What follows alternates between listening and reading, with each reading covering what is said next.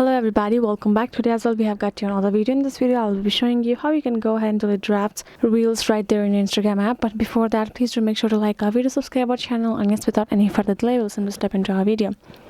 For the matter, first thing first, you gotta go ahead, open your Instagram app. Once your Instagram app is open, what you're gonna do is you're gonna simply go ahead, tap on this plus icon given right over here. If you tap on it, you're gonna simply find your post, and if you go to story and reel option over here, you will be felt this kind of interface, including your drafts option above and in between the camera and the templates. So if you tap on this drafts option, you will be able to find the draft that you have saved over there, right?